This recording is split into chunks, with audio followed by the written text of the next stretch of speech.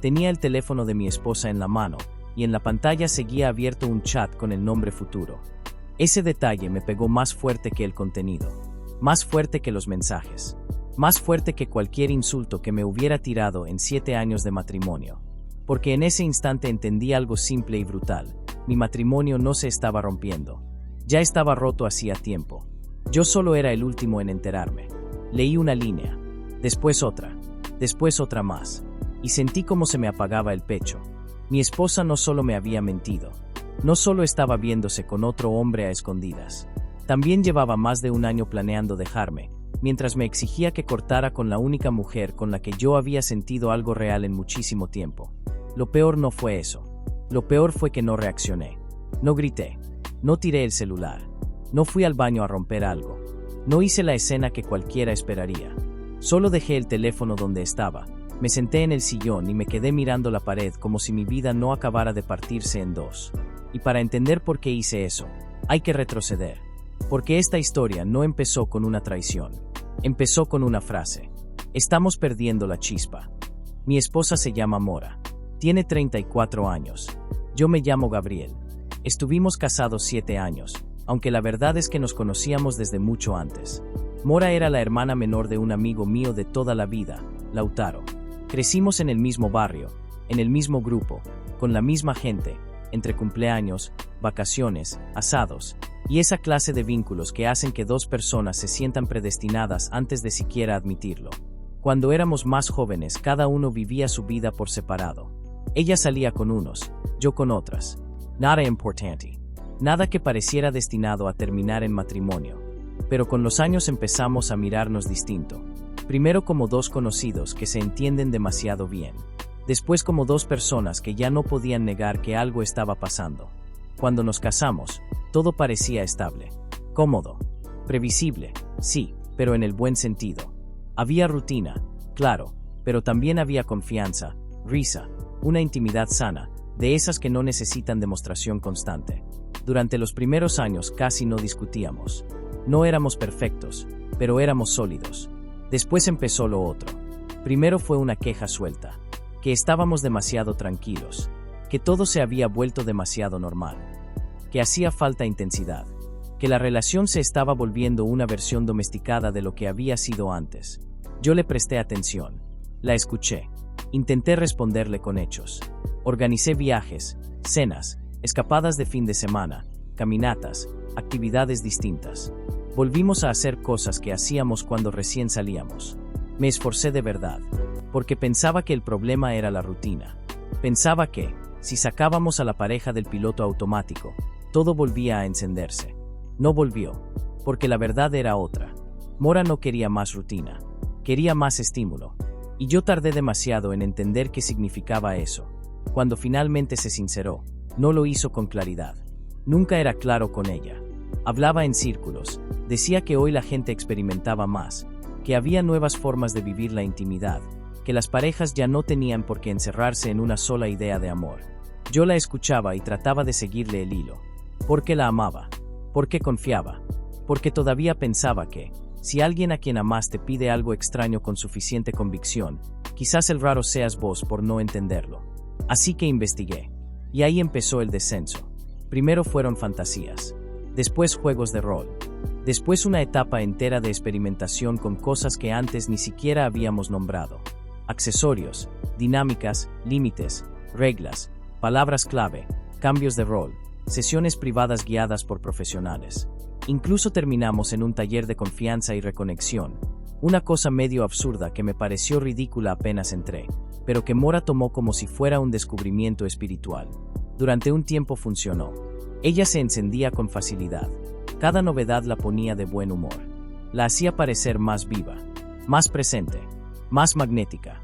Pero lo que yo no quería ver era que esa sensación le duraba poco. Demasiado poco. En cuanto se acostumbraba a una experiencia, ya estaba buscando otra más fuerte.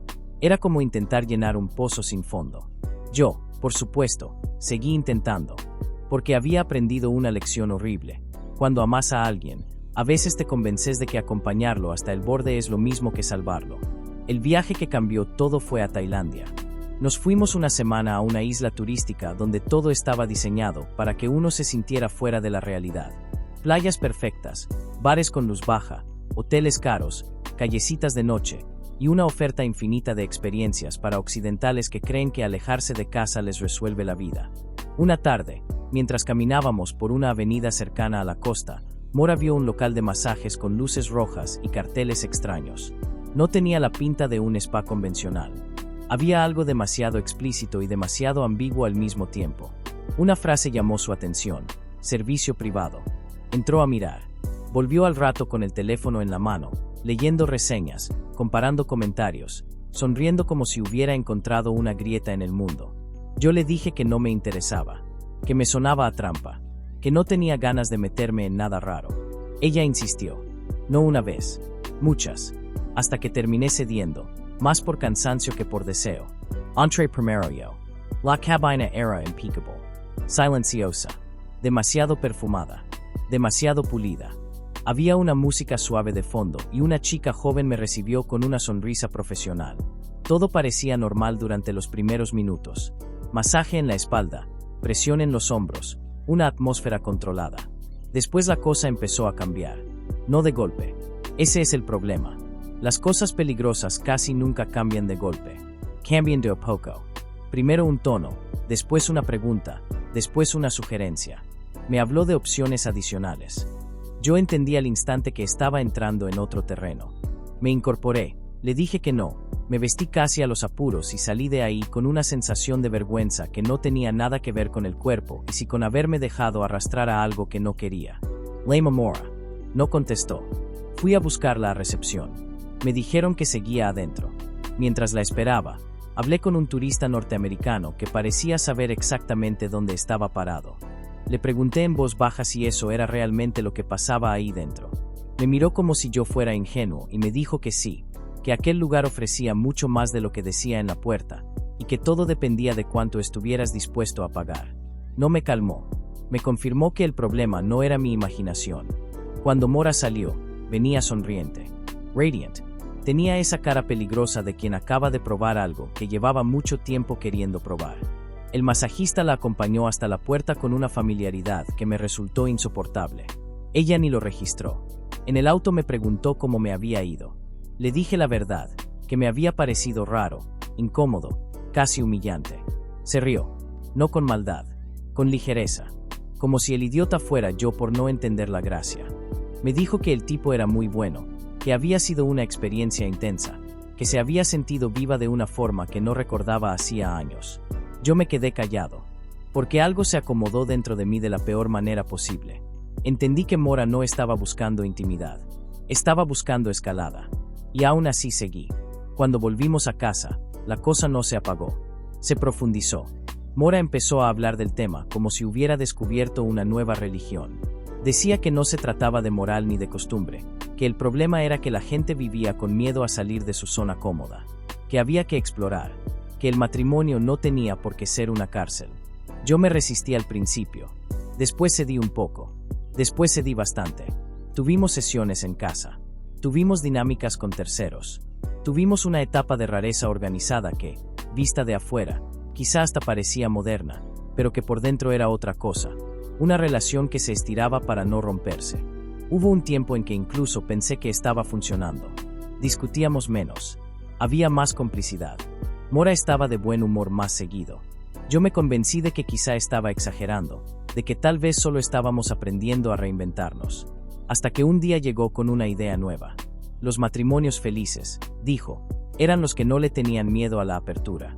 Habló de libertad, de honestidad, de vínculos sin posesión, de parejas que no se destruían por intentar vivir sin exclusividad.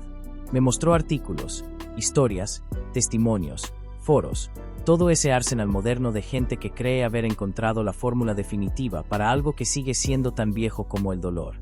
Yo me negué. Le dije que una cosa era experimentar y otra abrir realmente la relación. Ella insistió. Propuso hacerlo una sola vez, con reglas, con una pareja casada, sin mentiras, sin compromiso, solo forever. Y acepté. Todavía no sé si fue por amor, por miedo, por curiosidad o por puro agotamiento, pero acepté. Y en el momento en que lo hice, algo cambió para siempre. Porque hay cosas que, una vez cruzadas, dejan de parecer juegos. Con el tiempo empezamos a vernos con otras personas. A veces juntos, a veces por separado. Siempre con la promesa de que era solo exploración, solo deseo, solo una etapa. Nos pusimos reglas claras, nada emocional, nada oculto, nada en nuestra casa, nada de mentiras, nada que pudiera confundirnos. Las reglas duraron menos que nuestra capacidad para rompernos por dentro. Mora seguía subiendo la apuesta. Yo cada vez estaba más callado. Dejé de entusiasmarme. Dejé de buscar. Dejé de sentir que estaba eligiendo algo. Empecé a sentir que simplemente seguía la corriente porque ya no sabía cómo nadar hacia la orilla. Y entonces apareció Lara. No fue una entrada cinematográfica. No hubo música de fondo ni señales del destino. Era una contratista externa que llegó a la oficina por un proyecto corto. Venía de una ruptura reciente y tenía esa clase de presencia tranquila que no llama la atención, pero se queda. Sin esa necesidad desesperada de impresionar que yo ya asociaba con demasiada gente alrededor. Hablamos primero por trabajo, después de cualquier tontería, después de cosas más personales. Y antes de darme cuenta ya estaba esperando sus mensajes con una ansiedad que me daba rabia reconocer. Le conté que estaba casado. Ella no hizo drama. No se sorprendió tanto por el matrimonio como por la rareza de mi explicación. Yo le conté una versión resumida, casi vergonzosa, de lo que era mi vida. Ella escuchó sin morbo y sin juicio. Seguimos hablando. Empezamos a vernos fuera del horario laboral. Sí, hubo una parte física, pero lo que más me golpeó no fue eso. Fue darme cuenta de que quería verla incluso cuando no había nada íntimo entre nosotros. Quería saber cómo estaba. Quería escucharla. Quería que me mirara como si yo todavía pudiera ser alguien sencillo. Dejé de buscar otras mujeres. Dejé de responder mensajes. Dejé de aceptar propuestas que antes habrían sido irresistibles. Me estaba enganchando emocionalmente. Y dentro de las reglas que habíamos puesto con Mora, eso era una traición. Yo lo sabía. Intenté frenar antes de que se notara demasiado. Incluso le dije a Mora que ya no me sentía cómodo con todo eso, que tal vez había que cerrar la etapa, volver a una relación más simple, más limpia, más pareja. Ella me miró como si yo fuera un cobarde a punto de arruinarle el experimento. Me dijo que no todavía, que todavía éramos jóvenes, que todavía había cosas por descubrir, que no iba a resignarse a una sola forma de vida solo porque yo me había cansado. Y mientras discutíamos eso, yo seguía pensando en Lara, hasta que dejé de mentirme. Me estaba enamorando. Y entonces se lo dije a Mora. No de la mejor manera, no con elegancia, no con un discurso brillante. Se lo dije con la honestidad torpe de alguien que ya no podía seguir sosteniendo una mentira dentro de otra mentira. Su reacción fue inmediata. Dijo que eso sí era una infidelidad real, que lo nuestro había funcionado mientras todo fuera físico, pero que yo había cruzado el único límite que no se cruzaba. Me pidió que cortara con Lara de inmediato. Le dije que no era tan simple. Me dio una elección, o Lara, o ella. Mi elección. Escogí el matrimonio. O al menos elegí la estructura que creía que todavía me quedaba. No porque estuviera convencido, sino porque seguía creyendo que tal vez había algo que salvar. Lara entendió mi distancia antes que yo. Su contrato terminó poco después y dejó la empresa. Yo me quedé hecho mierda. Solo. Más solo que antes. Y con un resentimiento nuevo, frío, incómodo, que no sabía dónde poner. Pero todavía faltaba la peor parte. Una tarde, Mora estaba en la ducha y su teléfono vibró sobre la mesa del living. Yo no suelo tocar celulares ajenos. Nunca lo había hecho. Pero ese día algo me empujó a mirar. El contacto decía futuro. Abrí el chat. Y ahí vi la verdad completa. Mora estaba teniendo una relación paralela con otro hombre desde hacía más de un año. No era un encuentro suelto. No era un desliz. Era una segunda vida armada con cuidado, con horarios, con planes, con promesas. Todo lo que me había negado a mí mientras me exigía que cortara con Lara porque eso sí rompía el pacto. El hombre también estaba casado. Los dos planeaban divorciarse de sus respectivas parejas para quedarse juntos cuando todo estuviera bien resuelto. Sentí un frío seco en el estómago. Después leí algo peor. Mientras yo intentaba proteger lo poco que creía que quedaba entre nosotros, ella ya llevaba meses viviendo una historia completa con otro. Y no solo eso, me había presionado a mí para dejar a Lara, sabiendo perfectamente que ella hacía exactamente lo mismo. No hice una escena. No grité. No la llamé al baño. No enfrenté nada en ese momento. No porque fuera superior. No porque fuera fuerte. Sino porque, de golpe, me quedé sin reacción. Devolví el teléfono al mismo lugar y me senté otra vez en el sillón. La mente en blanco. El cuerpo quieto. La escena entera moviéndose alrededor como si yo no perteneciera a ella. Esa noche dormí al lado de una desconocida. A la mañana siguiente empecé a moverme. Fui al psicólogo. Necesitaba ordenar la cabeza antes de hacer algo estúpido. El tipo me ayudó a ver lo obvio. Tenía dos opciones. O explotaba el desastre y me quedaba atrapado en la rabia, o me iba con la menor cantidad posible de daño adicional. Elegí la segunda. Retiré mi parte de la cuenta conjunta. Hablé con mi jefe para pedir un traslado. Me ofrecieron una vacante en otra sede, en otra ciudad, y acepté enseguida.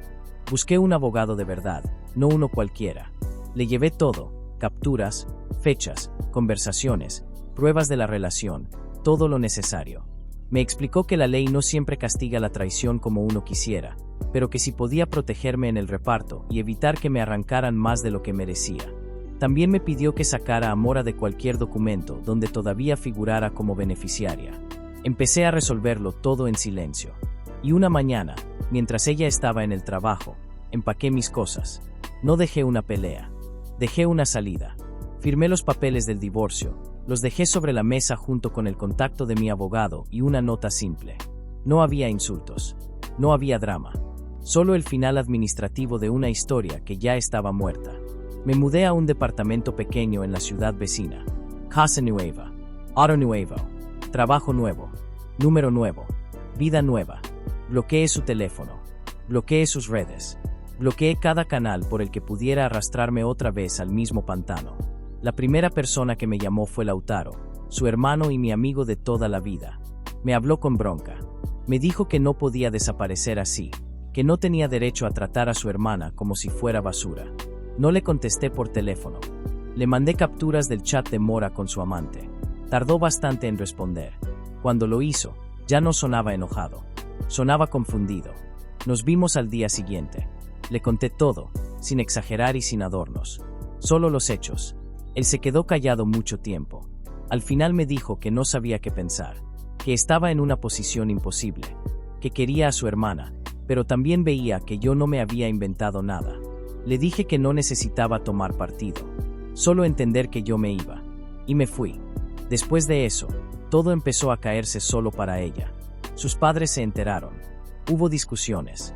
Su amante desapareció cuando tocó elegir en serio. Según me contó Lautaro tiempo después, él esperaba que Mora resolviera divorciarse de mí y largarse con él, pero no lo hizo. Y al final el tipo hizo lo que hacen muchos cobardes cuando llega la hora de pagar el precio. Se fue. No sé qué pasó con la otra mujer de su vida. No me interesa. Yo ya estaba demasiado lejos. Y demasiado vacío como para seguir mirando hacia atrás. Pero la historia no terminó ahí. Con el tiempo, empecé a volver a construir algo mío. No todo de golpe. No en una versión heroica. Más bien a los golpes pequeños de la vida real. Cambié el auto. Arreglé el departamento. Reordené mis horarios. Me acostumbré a vivir en un lugar donde nadie me recordaba quién había sido. Y también volví a hablar con Lara. Primero mensajes. Después conversaciones más largas. Después charlas honestas sobre lo que había pasado, sobre lo que no había pasado y sobre lo que cada uno necesitaba ahora. Ella fue muy clara desde el principio. No quería una relación ambigua. No quería una historia torcida. No quería entrar en una vida a medias. Y yo entendí exactamente lo que me estaba diciendo. No le prometí nada rápido. Tampoco hacía falta. Lo que tenemos ahora no es una explosión. Es algo mejor. Más raro. Más sobrio. Más sano. Por primera vez en años no siento que tengo que interpretar un papel para sostener la historia emocional de otra persona. Mañana es su cumpleaños. Ya tengo todo preparado para llevarla a un hogar de cuidado infantil donde trabajan con chicos con necesidades especiales, una causa en la que ella colabora desde hace tiempo. Quise que ese día fuera algo de verdad, algo que tuviera peso, no una cena de manual, no una noche para aparentar, algo que hablara de quién es ella cuando nadie está mirando. Y quizá eso sea lo más extraño de todo. Después de tanta ruina, tanta confusión y tanta mentira, lo único que me importa ahora es algo simple. Sentir que por fin estoy viviendo una vida que sí me pertenece. No sé si eso es recuperación, No sé si eso es redención. Solo sé que esta vez no pienso volver a perderme por seguir a alguien que ya se había ido hace mucho.